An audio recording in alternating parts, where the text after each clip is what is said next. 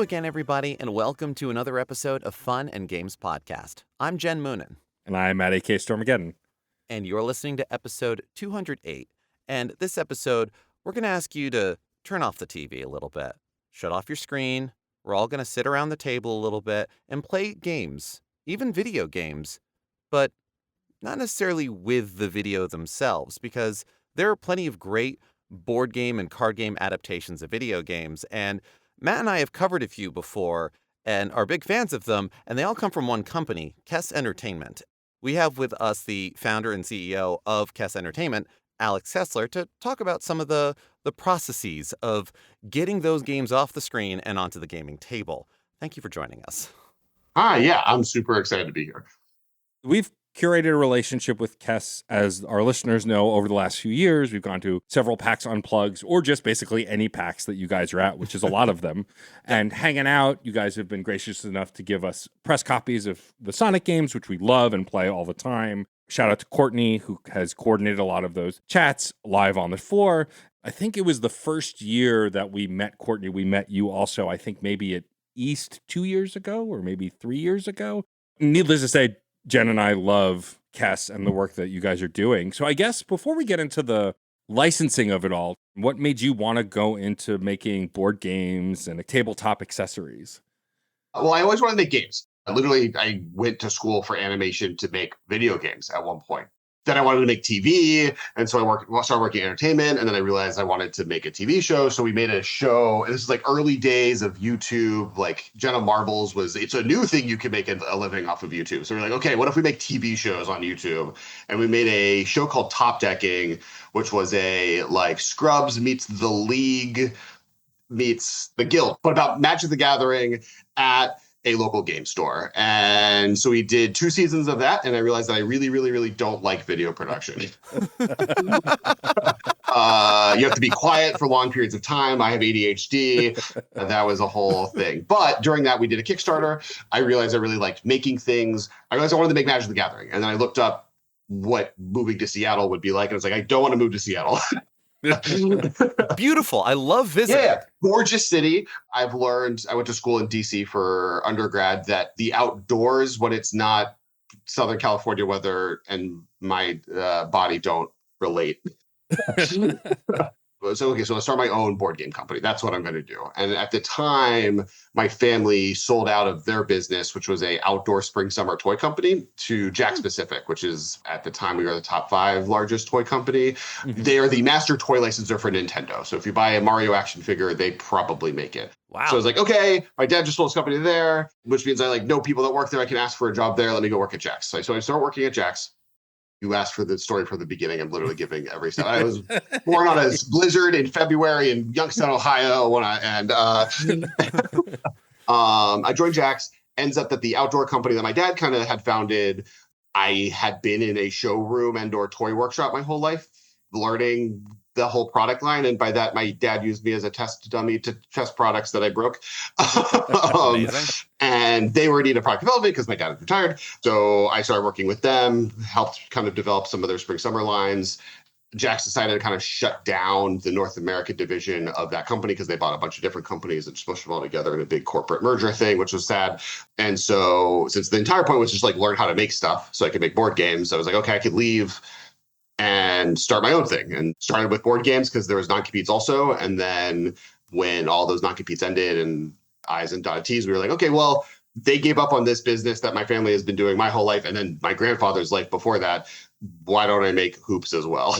So launched manufacturing domestically on spring summer toys and kind of did that in games at the same time, which is why I have a weird 2 sides of this business that often people are confused that we're all one company when they walk into a booth at Toy Fair. But it does mean a lot of good D20s to roll whenever we go to any of the PAXs. D20s are this weird magical, so for those who don't know, we make a giant foam D20, and it's a product that I have every single meeting I'm in, because for the like outdoor spring summer preschool ball buyer, it's a ball with numbers on it that children can learn numbers. For our games buyer, it's a D&D D20. You should buy, so the whole spectrum. It's me. I'm a D20 that's made out of foam.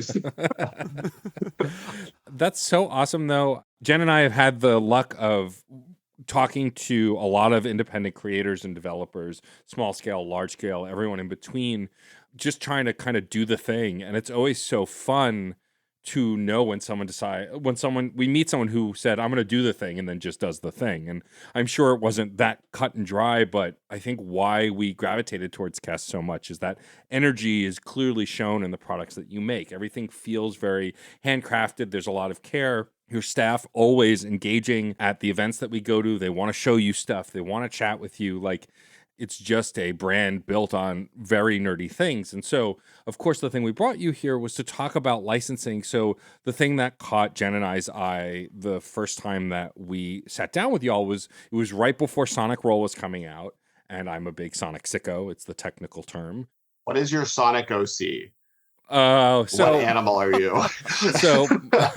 So my Sonic OC in the video game where they let you make OCs, which was Forces, was Sonic a Forces. dog. But more specifically, if I could create my own from scratch, it would specifically be a husky. Yep. So yes, now all of our listeners have learned something else about me. What I'm here for. If we start getting fan art of that, I'm going to be so happy. We were so excited to try Sonic Roll. We were all Sonic fans, Jen, Sarah, and myself, and we had a blast. You had already had the Mega Man game. You were starting to work on the Sonic Battle game. And so, like, I was like, oh, these guys license tons of video games. You recently released a Tamagotchi game, and you have some anime stuff that you've done as well. Was licensing like a plan? Did you always want to make board games for other properties, or did you kind of discover that as you were starting to make board games? It was weird. I mean, honestly, I kind of described this whole licensed game world like a video game, because we like started small and then we beat level 1 and then we got the level 2 and then we beat that. We got the level 3. When we started the company, there was always that consideration. We were always thinking, is that possible? In fact, Battle Bosses, which was our first Kickstarter game, the original idea was that, like, oh, we're going to go to, it's super easy. We'll just go to Universal and get all of their monsters, or we'll get Terminator and Alien and the Predator, and those will be and we'll sell action figures of those characters with the game underneath. That was like the pitch originally. And then I was like, what if we just made it the characters we made, especially because I don't know how to license all of those things all at once and put it in one game. This is already an endeavor that I've never done before. Let's make it the most hard thing ever and do a multi-licensing deal. So we started with our own stuff. I mean, our first showroom that had games had like 5 different pitches, of which none of them got made. So you have we had Housewives vs. Zombies, which was based on like a Reddit post that I like dreamt up. That was like a drafting game where you were playing like a tower defense game in a 1950s home, and you would get like vacuum cleaners to fight zombies. And then we had a Koala Attack, which was like you would catapult koalas at little Australian outback men and women, and a library of other stuff. And none of that kind of came to fruition in that first run.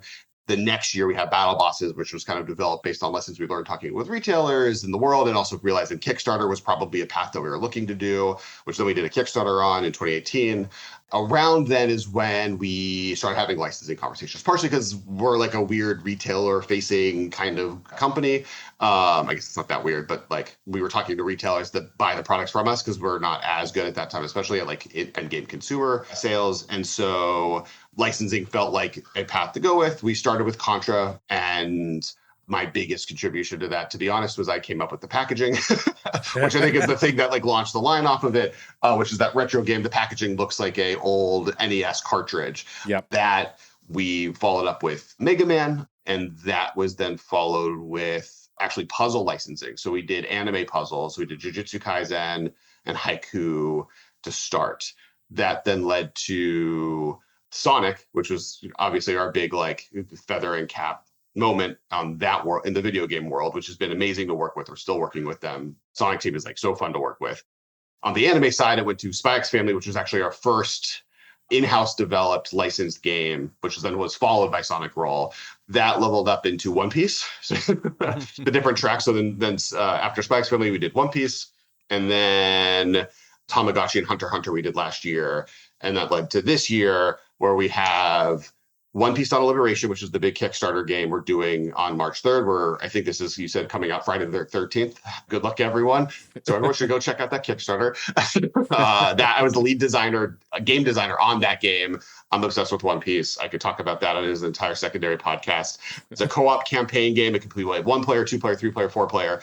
And then we're coming out with the new Sonic game, Sonic Knock, which we announced at New York Toy Fair.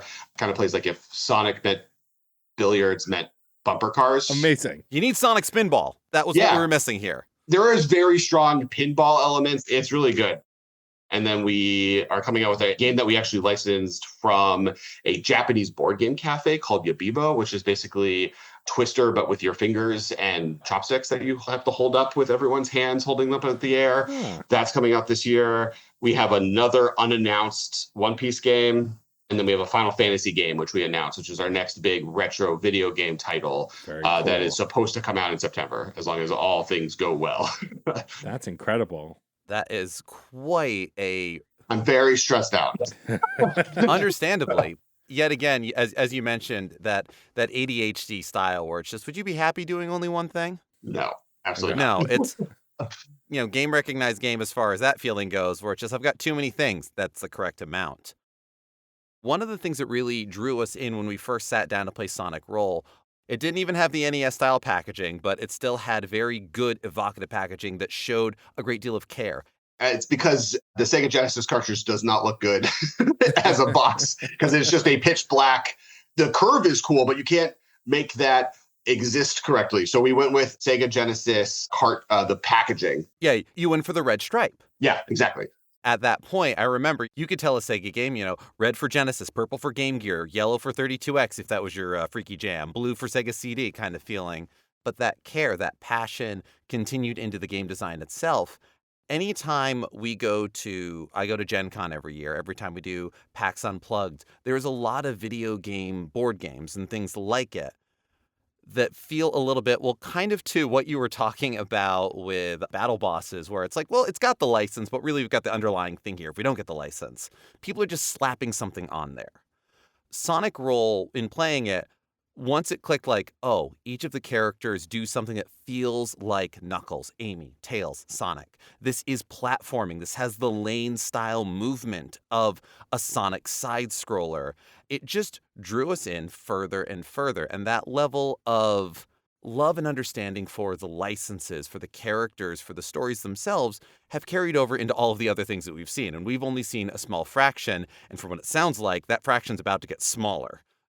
Is that part of an initial conversation as well? Or how has that carried Kess through in terms of opening new licenses and new relationships, showing that like, hey, work with us and we are going to take care of this thing you've got? We definitely have the line of like by fans for fans, which I always feels like slightly cliche, but we definitely it is, but it that works. Is, yeah. And part of that is every single game we make is developed from the ground up for that property, which allows you to do that. It does mean a lot of times we're in co-op, right? One of the reasons so many of our games ends up being co-op versus competitive, which is something we're trying to branch away from a little bit, is like a lot of stories when you're playing as multiple characters that in the story work together, they're working together. It's weird for Gon to want to kill Killua in a Hunter x Hunter game. Mostly weird. But you can keep One Piece competitive because it's fighting for food. Right, exactly. No. And that was like a real conversation we had a lot with Toei on Bento Panic, was like, okay, we want this to be a party game where someone wins. When are there environments where the Straw Hats can be competitive in a way where there's a loser? We came to that solution, right? It was okay, they're all fighting over food. Luffy's actually the bad guy. You're not even playing as Luffy because he's here to steal your food. It is a big conversation almost always with the licensors on like, how do we make a game that feels right to this property? I wouldn't say we always like hit. There are a few games we've made where it's like, we wanted this to function this way and evoke that, and we got too in the weeds. And if you ask me, yes, the reason that this character has this exact stat is because it's supposed to represent that one time he used a yo-yo on camera. And like in the end, like when you're playing, you're like, yeah, but this is just like a dice grinding game. And there's yes, but the lore, damn it. The goal in general and always is how do we take something that we love and then make it into a board game experience? For some of these games, even the first statement was, when I grew up, My love of video games came from sitting with 3 friends on a couch, 4 controllers plugged into an N64 or a GameCube, Yeah. playing together on the same TV, split into 4 pieces. And that experience has both been lost, I think, in games in general, and then also as an adult, that experience goes away because getting 3 of my friends into my house at the same time with kids screaming is hard. The idea behind the board games is like it kind of is meant to recreate that experience, right? Like, how do you create the feeling of playing co-op Sonic when that game doesn't exist? Now, they have released video games that do let you do that now, but like is very often not the case. Come to Sonic Roll where you get to play on a table together. Now, a lot of your video game adaptations certainly do have solo rules to them. There are the semi-cooperative game and that solo play. Now, was that a consequence of the designs you made, or was that kind of a pillar from the beginning? Like, Sonic's a single-player game. Like, why can't this be? It's a little bit of 3 things. One, there is just a core solo gamer that is out there. They love solo games. Often when solo games are made, it's like slapping on rules to a system that didn't really matter for them.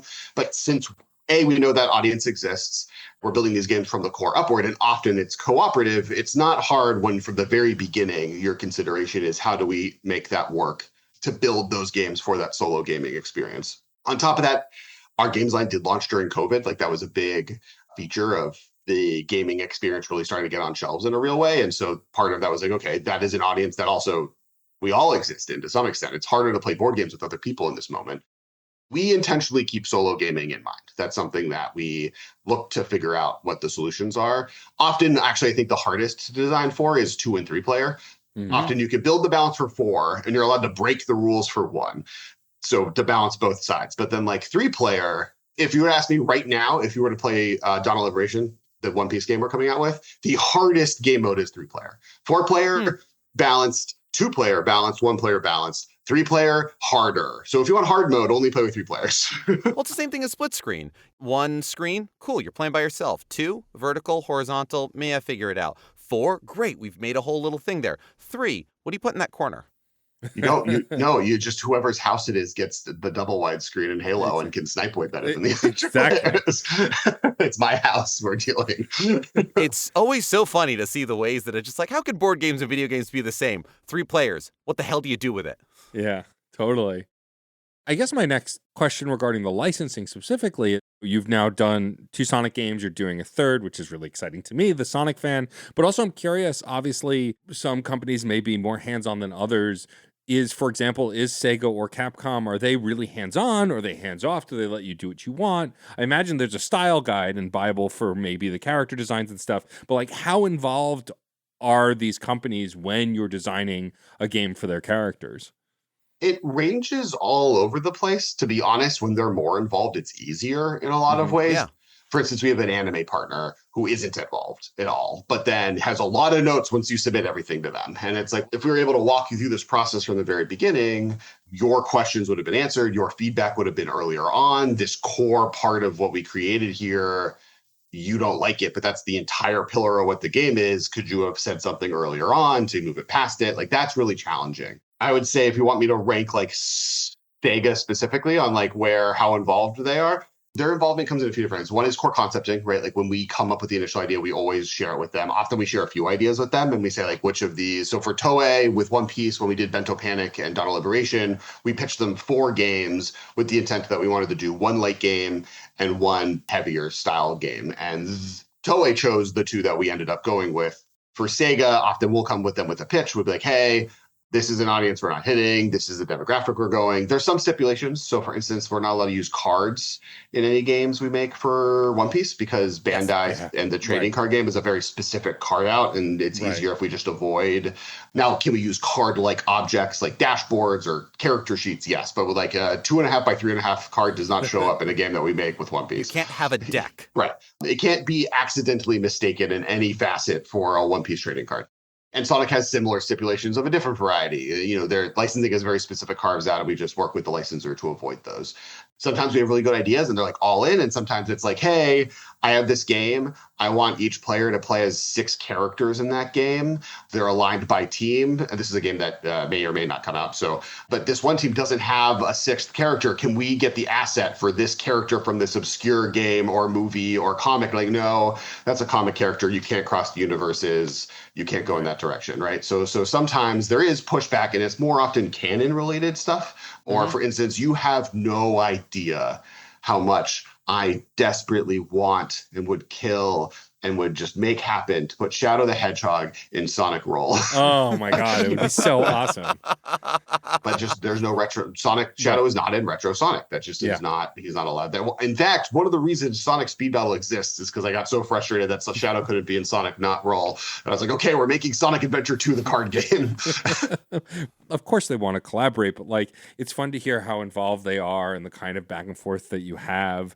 When we saw you guys most recently at the last convention at Unplugged, we were presented with a Tamagotchi board game, which was definitely not on my top 10 list of the kinds of licensing you would do. So like talk about something like that, where obviously Tamagotchi is back on the rise. There are different versions of Tamagotchi now, lots of stuff. The fact that it's a pet creator, like a pet farm, basically a pet raising simulator. How do you even come to that? Is that like they approach you? Did you approach them? Like how do those relationships start?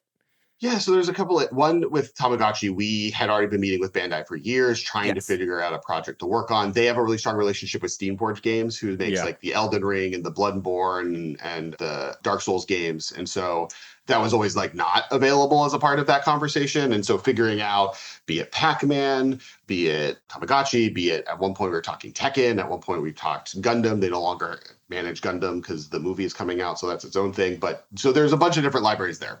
At the same time, we had a designer on staff at the time who was the lead designer on the game who really, really loved Tamagotchi. And so they came up with a pitch. When we went and met with Bandai, we were just like, here, this is one of the ideas we have for one of the games. Is this something you'd be interested in? And they were really, really excited by it. I think as far as the game design goes, I think that's a natural place to go for, right? Multiple character, like the whole gameplay of a Tamagotchi, the actual one is, I have to keep paying attention to this thing to keep it alive, protect it, entertain it, so it can turn into cooler Tamagotchis, possibly, so I can get more Tamagotchis, and I have to make sure I clean up its poop, and blah, blah, blah, blah, blah. And I felt like how to manage that is it's the spinning plate game, right? It's how many plates you can keep in the air. And so in ours, you have up to 4 Tamagotchis to get more and more activities. You get to do more stuff, get more points, but you have to take care of all 4 of them now. Felt like a pretty clean gameplay implementation. The funniest story I have for Tamagotchi, though, is Japan doesn't know why we love the poop emoji so much. They think Americans are weird that every licensor that comes to them wants to put poop, that the poop thing is the main thing they want. And we had to like educate them. Like, no, it's funny. Poop is a whole thing here. And That's really funny. There has been nothing in my consumption of manga and anime and goofy Japanese produced things that would dissuade me from the idea that they don't also find poop funny. This is okay. You learn something new on Fun and Games every time. I also don't know if this is one of those things where you're talking to some people over in Japan who are just like, in our country, we don't think poop's funny. And they're just like, it has nothing to do with Japan or America. It's those just people you're talking to do not. And they're just the ones you talk to. You go outside, everyone I think it's more the willingness to sell poop toys to children. That's fair. You know, we've got more wide open spaces and weirder things about sanitation. I don't know. Look, I'm one to talk the fact that, there's little poop tokens on this. I find delightful. Yeah. So it's funny that you mentioned the tokens, Jen. I wanted to talk about that. So I've had the pleasure of playing quite a few of your games. I own a few of them as well. Everything is always high quality. The images are high res. When we first played Sonic Roll and the cards were just Blue Sphere, like the game Blue Sphere from Sonic on the table, like I lost my mind. That dedication to the imagery, but then also the quality of the pieces, that must be a pillar as well, because I have never touched a game that you have made that has had flimsy or less quality pieces. So you guys must work really hard to make sure that everything is of a certain quality level and like work with those teams to make sure that every image, every item has a specific purpose and gives you that tangible feeling of being in the game. Thank you. The amount of suffering and pain on some of the things that don't exist that we had to sacrifice at different times also that's out there. there's a whole library of what you can do with paper components, with plastic components, with dice, with whatever, and what you can include and not include to make it work, but also hit the price point, right? Retail really matters, especially in today's day and age. I was going to say, you're talking about COVID as for some of the early stuff, but now we've got whole new considerations for physical distribution. Right. I think that's one of the things that's led us to focus on that quality is we've pretty much across the board avoided miniatures. That was kind of a lesson to learn with battle bosses. Like, we made battle bosses. The Kickstarter manager we brought on was like, no, everything is about miniatures now. You got to go hyper aggressive, detailed, super miniatures and all of these things. We did that. But the original design were really like chibi, not pop Funko, but vinyl. If you ever know a Kid Robot, those type of vinyl toys era type of vinyl monsters. And then that person evolved us in the miniature world. And then like, that was such a nightmare. It's like the tooling on it is hard, and we did it during COVID, and we couldn't do quality control, and a bunch of them broke on the way over here. And like, to this day, we don't sell battle bosses really online because I don't trust it shipping in the mail. I'd rather hand you the delicate figure at a convention or in person, which makes me sad because I think gameplay in battle boss is amazing. So we've avoided the miniature world because I think that games don't need that. In many ways, they make gameplay worse, having to have like this big statue that you're moving around versus a really cool meeple or token or player piece. Large extent, sometimes we'll do acrylics, especially in the anime world. That's easier because getting that 2D thing into a 3D thing is a really structurally difficult process versus taking a 2D thing and making it a pretty 2D thing is I guess not a circle, it's a line. It is one where, yet again, you have fewer points of failure and more coverage for those times where, oh yeah, no, this miniature idea works great for this one miniature, this one property. And if you want to take that same manufacturing ecosystem to a different property, well, that all falls apart. Like, do you want to get all the spines on Sonic to work right and then try to put those onto Shadow and then have that work with something else, as a dumb example? But you did mention price point and distribution as well. All of the games that we see from Kess are at a pretty affordable price point. Look, there's a couple of games that I see every time I go to a convention that, like, I covet the Shovel Knight board game. Oh my God. That's another one. A lot of passion and love, and the design matches. And all of the miniatures are absolutely the Order of No Quarter and Shovel Knight. And it's over $100 for the whole thing. And justifying bringing that home sucks. I can't. But the other thing is, a lot of Kess games are sold through more major retailers, through Barnes & Noble, through Target, not just through local game stores as well. And I imagine that has to be a consideration for getting space on the shelf. It for sure is, right? Like, and now, I mean, the Kickstarter that we're doing right now is our first foray into, so Data Liberation is a $100 game, which isn't over 100. It's technically exactly 100. But a different scope of game as well. Correct. It's a 6-hour long multi-session campaign game. You're selling that to the people who play those kinds of games and pay those kinds of prices. Right. But yeah, for and sometimes it's the property, right? Some of that's with licensing. And some of that is just the cost of the development time. The reason we were able to make Data Liberation is because we started with Bento Panic. We started the first year and the last 3 years developing them simultaneously. We did that first year with that, okay, we're going to launch Bento Panic quickly, $25 to $30 retail, with the intent of then following that up with this bigger campaign that we know we are going to have to work with the licensor over the next year in developing. Sonic Roll was a similar one, and it kind of, we learned the lesson because we did it backwards there. We did Sonic Roll first, then Sonic Speed Battle, and I think like the chaos of getting Sonic Roll out the door, to be honest, would have been a lot easier if we did Sonic Speed Battle first and then worked on Sonic Roll for the full time that it had. The bigger game, the more time you have, the better you can make that game, right? And we're really focused on making sure the gameplay is good and the game experience is good, but that takes time.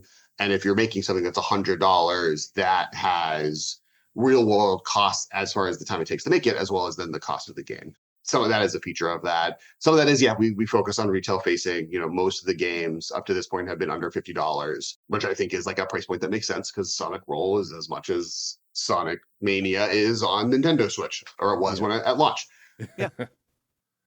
Sometimes it feels like you're trying to fit a round peg through a square hole. Actually, that's easier. Flip it and reverse it. But you know what I mean? Square peg through a round hole, right? You want to make the thing fit, but it's not always clear how.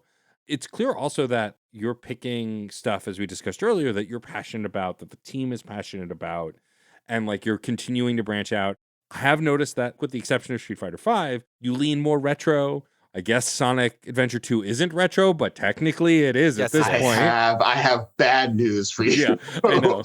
Like, and so Oh, yeah. with that, like, and you mentioned Final Fantasy earlier, which it sounds like you may lean more retro with that one also. Yeah, that's pixel remaster style.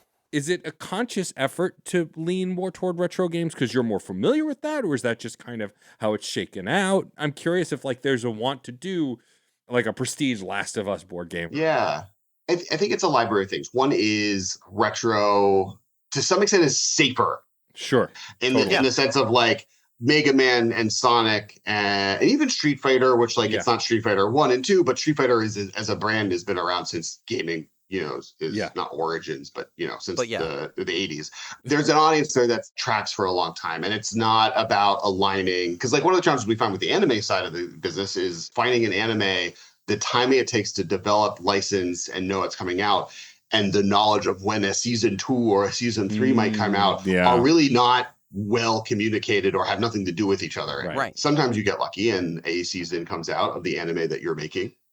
But for instance, we launched Spy X Family Puzzles into an environment where Spy X Family wasn't on air anymore. And it didn't do as well as if we launched the card game, which did really well because we launched it within when season 2 was launching. So that guessing game is really, really hard. And so going with some of the more retro titles lets you kind of dodge that. Some of it is just things we like, and maybe we're old. I mean, fair. And kind of momentum. I mean, the one modern game you mentioned is Street Fighter, is our worst performing game.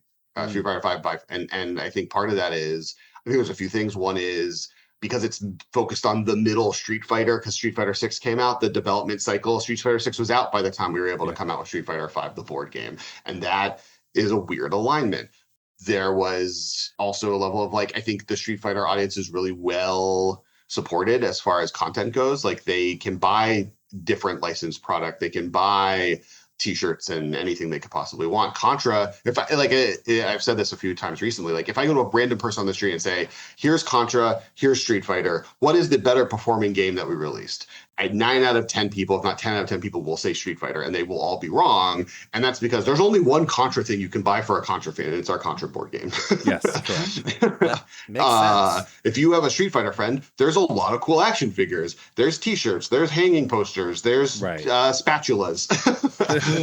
And so when we look at retro games, we're like, okay, this is maybe a little bit underserved. And for instance, for Final Fantasy, which is the game I'm currently leading development on, 1 through 3 is underserved. I think one of the reasons the Magic the Gathering set was this Black Swan event. I don't think it was a Black Swan. I think that's not fair because Avatar came out 3 months later, was the second most popular set of all time. But Final Fantasy hit hard. Final Fantasy hit hard, and harder than anyone thought it was going to hit. They could have made more product, blah, blah, blah, blah, blah. And part of the reason, I think it was a library of reasons, but one of them to me is, I would say 1 through 12, excluding 7 and maybe 10, has 13. I'll add 13. No one who's a 13 fan gets anything. 1 through 13, if you are in love with one of those, you get nothing. If I got lucky because Final Fantasy IX's 25th anniversary, and they went pretty good. I have the hat, but nothing for most of my life. Favorite Final Fantasy, no support. If you're a Final Fantasy VIII fan, you get nothing. Maybe there's a Lionheart necklace you can buy off of Etsy. Yeah, you can get the jewelry. That's it. Every person, kind of how every Pokemon, there's only Sundisk is the only Pokemon that no one's favorite Pokemon is Sundisk. Every Final Fantasy has people that's their favorite Final Fantasy, and most of them get nothing. And then Magic the Gathering comes out and it's here's all of them. If you love any of these, now they're not going to be as supported as 7 and 14, but you're going to get something. You're going to get a character you can represent yourself in the game with. And for us, for Final Fantasy Saga, which is the first of the Final Fantasies we're coming out with, we came to them and said, hey, we want to make a retro game. And I think that's part of it, is they often aren't being... Everyone is going to Final Fantasy being, I want to make a Final Fantasy 7 something. I want to make a Final Fantasy 14 something. Even the 10s, or right now 16 obviously is a big promotional thing for them. Yeah. But very few people are hey, I want to make a Final Fantasy 1 board game. Which is true, because they said, oh, you know what? We're so excited that you want to make a 1, 2, and 3 based board game. look at the era of that pixel remaster. We're doing the pixel remaster right now. So that's actually a big promo for us that actually we kind of fit. And so that's how that happened, right? We were excited by a retro title. Mega Man was something similar. It's like, oh, you want to make Mega Man? Great. Everyone comes to us for, XYZ title, and you're actually interested about this one that we want to work with you. They want Monster Hunter or they want Street Fighter. Our relationship with the licensors, they appreciate that we are actually going after more of the niche side of their catalogs. And that's how it worked with anime, right? When we came into the anime game, we started with puzzles and games. We were pitching on both at the time. We were able to get started with our partners because I walked in when anime blew up. Like the world, all of the buyers in the world were like, oh, we should be making anime stuff. And they went to Crunchyroll, they went to Viz, and were like, hey, we want to make anime stuff. What's good? And I walked, I was like, hey, I want to make Jujutsu Kaisen and haiku puzzles. And they're like, oh, you know those things. That's way more obscure than the person who just came to me asking for Dragon Ball Z and Batman, not even knowing what they're looking for. So they respect that level of expert. And obviously I think at this point, Jujutsu Kaisen is not even that obscure of a thing. But at the time, season 1 was just airing. We were able to build that trust of hey, we understand these properties, we know them. It took us 4 years to get One Piece. We'd been submitting on it since before 2018 and able to show them, hey, not only can we respect the property, but we love the property. Look at these other games we did. We can do something really great with this. We can understand the range of everything from all of them throwing a food party at the end of an arc to the epicness of the Wano arc, which is the largest arc in One Piece history. And we want to be able to bring both to tabletop. In any of these sort of relationships, and not just in gaming, anywhere, you're going to an agency, you're going to a distributor, you're going to any of that, and everybody wants to feel like they're getting something out of it and that they can be most efficient about it. And yeah, if Kess is coming to Crunchyroll and being like, hey, I already know XYZ, can we work on that? It's like, oh my God, great. We don't have to have this back and forth communication being like, so, I want to do Dragon Ball Z. So what's a scouter? Right. Yeah. They don't have to educate me on their library, right? Sometimes it's like, oh, these are the things they're promoting on when. And the thing that I need education on from a licensor is more, when is your next one coming out secretly that you can tell me? But you're already getting to talking shop and not talking school. Right. And even in those, sometimes I've been in meetings like, oh no, it was leaked that Spy X Family season 3 is coming out next week. Yeah. And they're like, oh, we didn't get told. It's like, shit. Okay, fine. Go. Get out there. Oh my God. It's funny because coming onto this call, I knew about the One Piece. I didn't know about the Final Fantasy one, which I'm very excited for. I could delve into that too. I am so excited for this. I am the sicko you are making that for. Thank you. Thank you. But before talking more about that, and we'll give you some time to talk about what's coming up and dates and where to find stuff. I'm curious if you have, obviously you're someone who grew up playing video games. You mentioned 2 of our favorite video game consoles, the N64 and the GameCube. And Jen and I often lament the death of the couch co-op 4-player game. We have friends of ours who do a podcast all about the N64 called Remember 64. And we often lament about missing those couch co-op days. Is there a franchise or a license from your past that is the pie in the sky? If I could do anything with any amount of money, the sky's the limit. I just need to be in the room. Is there a game you'd want to turn into a board game? Yes. There's a few. One is a genre, and that is anything from the Nintendo Corporation. Of course. My preference would be Zelda. If you're giving me actually the keys to the castle, that's stressful because that sounds like I don't know if I would do a good enough job for Zelda. There are definitely times where what if I just made an RPG campaign system for a game? And I think Zelda is one that maybe deserves that. But I would love to make a Pikmin game. I would love to make speaking towards the obscure thing. I think every single person on the planet comes and says, I want to make a Zelda board game. But if I showed up and it was actually, what if I made a Metroid game? Yes. Or what if you let me make Star Fox? Because that would be sick. Yes. If you want my video game pitch that I need Nintendo to make, I want Hades, but it's just Star Fox. I want the Star Fox 64 system, but it has the evolution of your starship and your characters and your squad and what weapons you have as Hades has. So you replay it, and every time you play it, you get enough whatever, and your relationship with Peppy gets better, so you can upgrade their ship, or you find out that you can do this. You can change your localizer thing to a homing missile, or you can upgrade your tank, or that. This and is it would my affect dream. how fast you fly. How long your boost is. I just want to run around the Great Fox. If Nintendo gave me the keys to a game. It's actually to make a Star Fox video game. But that's here's my pitch. World, make that happen, please. I think if you want to know of the properties that we have submitted on that I think actually there's no chance for a board game to be made of at the moment that we've had conversations about it, Shadow of the Colossus. There just isn't the asset library or the approval team, because that's actually one of the other sides of the challenges is there's games that we've submitted that the licensor wants to do and they're just like, we don't have assets or we don't have there's not like a team doesn't exist to approve this anywhere. They don't exist to approve t-shirts, not to mention a full tabletop game. Another example that is Trigun, which we made playmats for. And we originally signed on the deal to like, hey, give us the playmat, see what we can do, see if we want to do a game. And it was like, oh, the asset library here just isn't wide enough to be able to make enough. We could do Stampede. Stampede had it, but we wanted the retro one. And it was like, oh, there's just you have two pieces of artwork for Vash and Wolfwood, and then some like posters from 1990 with resolution that you can't even print on a playmat. And it was like sad, right? It was like, oh, I love Trigun. Trigun really, really leans itself to a tabletop game, but the asset they didn't have the ability to do it. But yeah, Shadow of the Colossus is so underserved as a property, and it's like a top 10 game of all time, and like easy and such a cool world, and yeah. I want there to be a Chutes and Ladders style 3D game that is a Colossus that people are like just like a mobile Colossus game. And there are. It's like a big furry thing that you land on spaces and you you lift it up and it tells you ways that you go and things like that. Like, you want to talk about something that is so expensive and stupid to produce, but I just want I'll figure out how to make one in my life and just do that. But this actually brings up a really interesting point and facet where a lot of games nowadays, something that I think about a lot with video games, especially in comparison to board games have to be physical by design, I suppose, by definition. And a lot of video games are going full digital distribution. And this runs into an issue once licenses change, whether that is distributing the title itself, a track that's on it, a piece of art, some footage, and suddenly the whole thing is delisted and it disappears. My copy of Sonic Roll is not going to magically disappear and vanish if Kess can no longer produce Sonic titles. I hope. Actually, all of the dice are not real. Yeah. They're holograms that when our license runs out, the dice disappear. Evaporate. I knew the blue was too good to be true.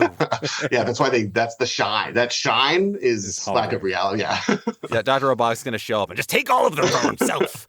But I suppose you do have to prepare for either when the license expires, or do you have that built into these agreements, or it's just kind of you make the thing and then it's yours to distribute? So often you have a 90-day sell-off period. After a contract ends, you have 90 days to sell whatever remaining stock you have, and then you just don't make it again. Often, though, renewals are super easy. It's really easy if your renewal is just renew the same item we've already made. There's some amount of a minimum guarantee you have to give them. Often that's reduced. Sometimes it's not worth it. You do the math on like, how many am I selling? Am I selling enough to cover that? What does that look like? We have a few that we've left lapse. So for instance, Haiku, the puzzles we made, the anime is done. They're only doing movies. There's not really a schedule when those are going to come out. And it's puzzles, which also had a big downturn after COVID because everyone did enough puzzles. So sometimes, that lapse, like Trigun's another one. Our license ended there. We still have some play mats that we're past the 90-day sell period. So we often will just start using them for giveaways. Nice. But generally it's kind of the window. You have 90 days after it's done and then you're done. You can sell it to retailers and the retailers can sell it forever. But from our perspective, we have until the contract period ends and the 90 days or we do a renewal, which official news, we have renewed with Sonic. So Sonic's renewed. So we're going to keep making those for sure.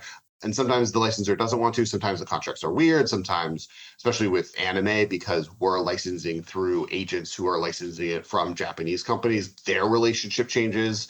There was a game we were going to make that we ended up not releasing because we signed a contract with them. We were making a game.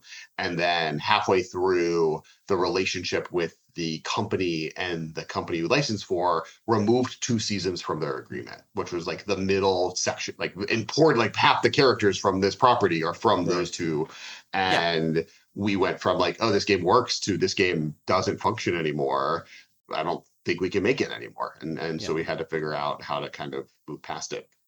Yeah, you're making a Star Wars game. It's like, no, it can only be A New Hope. But I put so much Yoda in Well, there. and it was like you're making a Star Wars game, and you actually only get to make episode 2, and you made a Star Wars Return of the Jedi game. Yeah, it's like, I didn't put that Yoda in there. Or like every character introduced in 2 and 3 aren't allowed. So your Yoda and Lando entire game kits of your 4 characters aren't playable.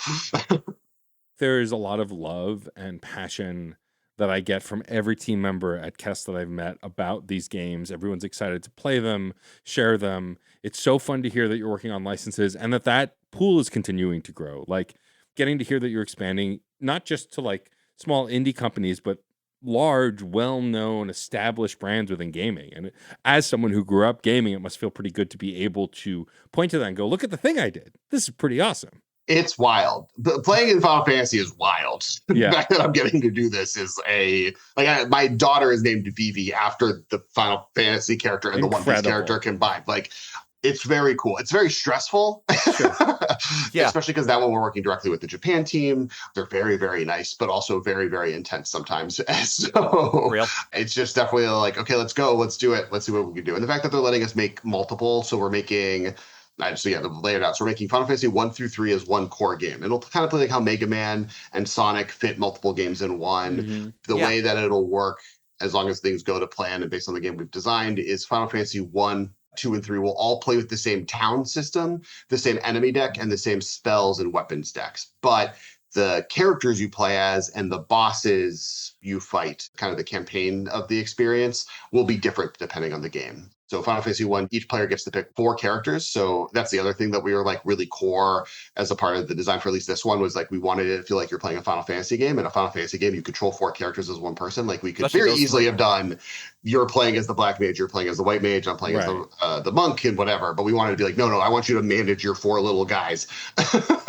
So you pick 4 of the 6. They all have a mechanism where they can then upgrade once you get 60 experience, I think, because like the minuteness of leveling up a character felt a little too granular. So now it's whenever you get 60, you can pick one of your characters to flip and they become Red Wizard, Ninja, or Knight. And then you play through the 4 Fiends and Garland and Chaos for the first one. Final Fantasy 2, right now the plan is so you will play as Firion, Guy, and Maria, thank you. Each player gets one of 5 random additional characters. So Highwind or Minwu or the Pirate Lady, Layla.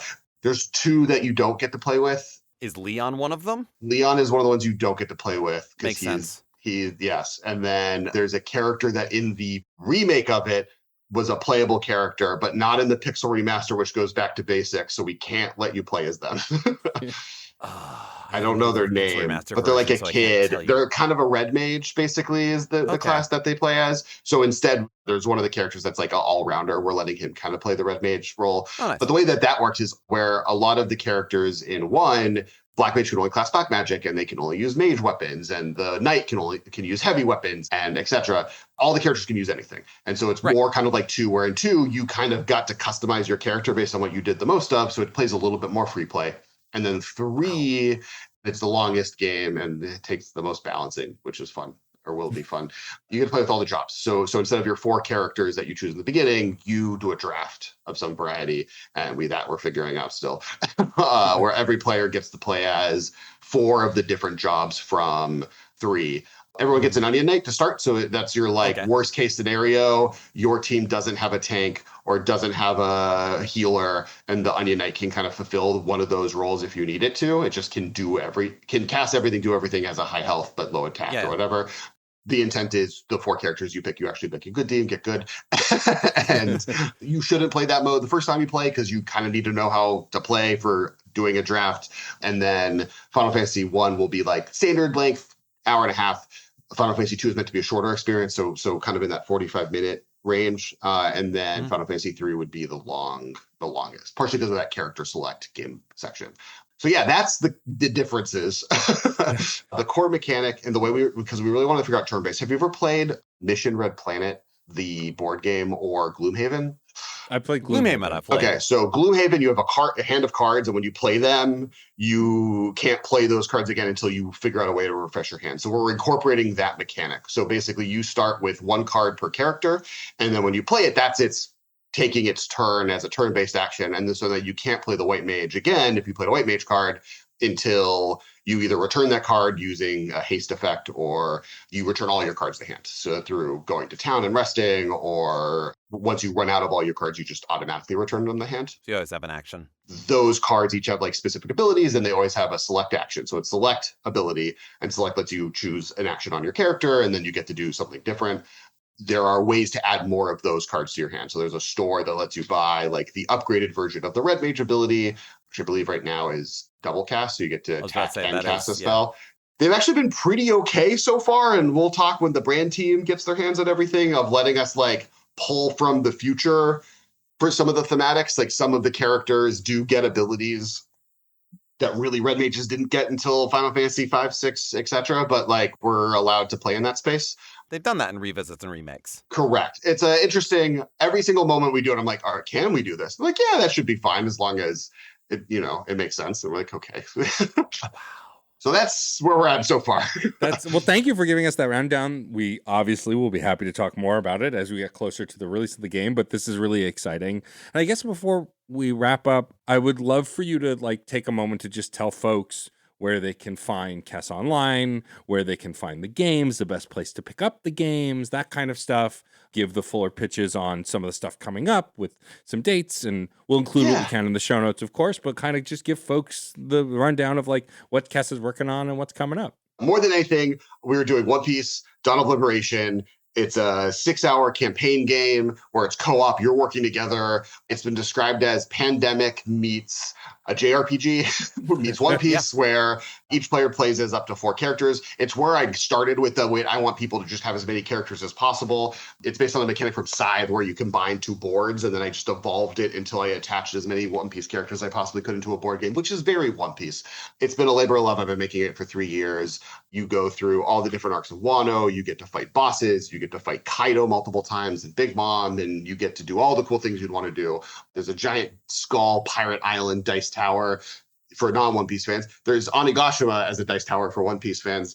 It's the same dice tower. And that's something that was also really important. And it's kind of something we didn't talk about. We work really, really hard to make sure the games we're making are really, really resonant and fun for fans of the properties, but also something that if you don't love Sonic, or you don't love Mega Man, or you don't love One Piece, you can play it. And especially because we understand what the ask is on something like One Piece is 1,000 episodes. You should all watch it. It's the best show ever created. It's a modern day Odyssey. Oda's like the most successful single author of any single story of all time.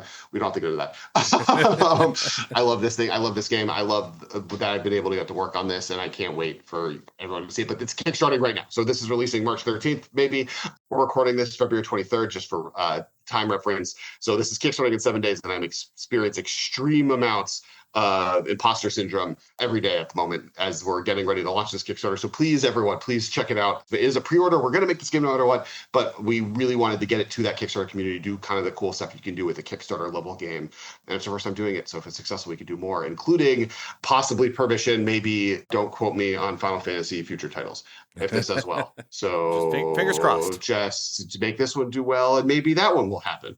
Beyond that, Sonic Knock comes out this summer. It will be at local game store near you. If it's not at your local game store, ask them to reach out to any of our distributors. Our main one is ACD, but we also have PhD, Southern Hobby. These are all random board game distributors, or local game store distributors. So your local game store knows who that is. Mad Owl, I think if you're going to a video game store, I think Mad Owl is our distributor that distributes specifically to that type of local game store. Of course, like Barnes & Noble, Target, those places will have it as well. Amazon, probably. And then the Final Fantasy game coming out in September. Those I think if I get 3 shout outs, I think those are a good 3 that aren't confusing. So Sonic will launch before Gen Con launches July. Dawn of Liberation is on Kickstarter right now, will be delivered at some point. The goal is October. And then Final Fantasy launches in September. We're trying to line it up with PAX West. Hopefully that works. That's great. Is there anywhere that our listeners should go to stay up to date on these things? Is there a good social media to follow? Is there a good spot to So if you Kess Entertainment on Instagram would be my recommendation, but TikTok is also a place. Me personally, I'm Kess Wiley, and I will talk about all these things on most places. So if you want, and that's a very Magic the Gathering focused account, but Kess Wiley, Instagram, TikTok, YouTube, everywhere. And then I have Kess Piece, like One Piece, but with Kess in front for anime content are my personal ones. But yes, Kess_ENT is the company's account, and we'll shout out everywhere you need to go. And that's much more informative versus if you want hot One Piece takes or Magic the Gathering takes or Final Fantasy takes, those are the places to go for me. I imagine there'd be a lot of crossover there. Like my Magic account is very quickly just becoming a Final Fantasy account. The videos I do on Final Fantasy almost sometimes do better than the Magic ones, and partially because I just care more. I've this year, and I know we're wrapping up, I replayed 7, 9, 10. I beat 9 and 10 so far. I'm in the middle of 12. I beat Expedition 33, the Titanic of all video games. Yes. or Return of the King, depending on your preferred Oscar record holder. Those are the turn-based RPGs. I've also like Hollow Knight and Silksong and Blueprints, and I didn't play Tactics yet. That is You should. I think my brain just bashes against tactics gameplay in a way that I realize I need to play it. And I also just like hate tutorials. Evil East Chronicles does a good job of adjusting for difficulty on that. Yeah. The remake did do a lot. It was my first time ever playing it, and I became obsessed with it. So I highly recommend it. And it runs like a dream on both Switch 1 and Switch 2. So totally worth it there. I think where I'm at is like 12 is the other one that I never beat because my roommate in college like spent a night until 6 in the morning playing past where we were playing together. And I was like, well, I don't know what's going on. And then like, I had never played the Zodiac Age version. So like where you have all the different job classes, it's way better with the Zodiac Age. I've heard, your character creation is like way more interesting. And like, you actually have to balance which jobs you have and you can make cool choices. It's Star Wars. The story is just Star Wars? Pretty much, yeah. Yeah, basically. I mean, a lot of Final Fantasies have a lot of Star Wars in them, but 12 is the most. It's specific. Like, there is a scene where Grand Moff Tarkin sits on a Star Destroyer and says, my battle station is impervious to damage, and then causes himself to explode by putting a crystal into his generator. That could be anybody. While Darth Vader like escapes with the crew. The original Final Fantasy had to take the eyes off the beholder that was guarding the Levis Stone for your airship so they didn't get sued. You know what? This is a grand tradition. Well, one interesting thing about making a game based on Final Fantasy 1 is there is a lot of enemies we can't use because they're actually just D&D. It is the monster manual from first edition. Yeah. It is just straight up that. Which one of the reasons is actually 1, 2, and 3 is because we were like, but all the stuff in 3 is actually where you guys made your own things. Yeah. You need 1 and 2, but 3 is kind of the first Final Fantasy that you could see the modern. Chocobos are in 2, Moogles are in 3, Summons are in 3, and then all the jobs are in 3. But then Black Mage, White Mage, Red Mage, Monk, like that's in 1, and the Fiends are in 1. It's very interesting just like playing a game of what's most recognizable from these 3 games and also what's most resonant. I envy and do not envy you that task, and thank you for taking it on. I know too much about the individual weapons of Final Fantasy II. Amazing. Thank you for having me on, guys. Of course, yes. Thank you for sharing all of that. We will have to have you back to talk more video games on this video game podcast. But thank you for taking the time to chat with us. We turn it to you, listeners. Have you played any of Kess's board games? Are you also frothing at the mouth for this Final Fantasy game like Jen and I are? Or if you've never played a Kess board game before, what will be your first one? Do you want to try one? What are you interested in? Let us know. What are the interesting video game licenses that you've seen in board games or want to see in board games? Because sometimes a dream and an idea is all that it takes. Who will help me build this Colossi? Who will help me design the dice-rolling intelligent cube board game that I suddenly decided I need in my life right now? Please get in touch with us. Let us know. There's so many great ways to reach out. We are Fun and Games Pod on all social media that we are active upon, which as of this episode is Blue Sky, Instagram, and Tumblr. We are funandgamespod@gmail.com. Let us know what you thought of this episode, what you thought of previous episodes, what you'd like us to talk about, and who you'd like us to talk with in future episodes. If you have any Kess board games that we've been talking about here or are excited about any of the other ones, take pictures of your collection and send them to us. We love seeing what people hold on to as far as these physical pieces of gaming and the things that we love. If this episode has proved nothing else, passion drives gaming and ideas and creativity, and we like sharing those things. Speaking of sharing what we have, you can visit certainpov.com and find not only other fantastic Certain POV podcasts, but a permanent invite link to our Discord server where a lot of our topics are generated, a lot of the conversations continue, the games that we've beaten, the things that we're checking out, and our thoughts on the industry, and just generally hang out and have a good time. If you like what we do and have the means or desire to support us, we do have a Patreon, patreon.com/funandgamespod. There is a free tier, so you don't have to give any money to get a one-stop shop of all the things Matt and I are working on or access to the RSS feed for all of our episodes. We appreciate all of our Patreon supporters, but we'd like to shout out those on the high scoreboard. Today, the high scoreboard is Alex Lavelle, Case Aiken, Daniel Nyden, Sean Bowen, Film It Yourself, Dave Jackson, Tales from the Backlog, Patrick Edwards, Alejandro Alves, Curly Bright, and Chris Copleen. Thank you so much for your support. Please enter your initials, shuffle your initials deck, and start drawing cards until one of you draws the first initial of your name. Play starts there and goes to the left. Of course, also, if you're already a patron or not a patron or looking for other low or no cost ways to support us, one of the best ways is, of course, to rate and review us on your podcast platform of choice, albeit Apple Podcasts or Pocket Cast or wherever you're listening. A rating and a review goes a long way to grow this community and help us combat the mighty algorithm so more folks can join in and be a part of this wonderful conversation. Whether you are a video game player, a board game player, trying to find all the ways that they interact with each other, whether you're as excited as we are about the upcoming Final Fantasy board game, and if this is your first episode of Fun and Games, thank you so much for being here. We couldn't do this without you. This is a conversation. Thank you for being a part of it. I'm Jen Moonen. And I'm Alex Kessler. And happy gaming.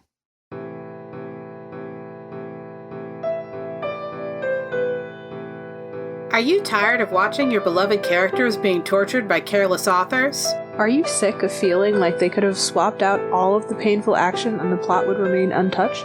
Subscribe to Books That Burn, the fortnightly book review podcast focusing on fictional depictions of trauma. We assume that the characters' reactions are reasonable and focus on how badly or well they were served by their authors. Join us for our minor character spotlights, main character discussions, and favorite non-traumatic things in the dark books we love. Find us on Spotify, iTunes, Google Play, or wherever you get your podcasts. CPOV. CertainPOV.com.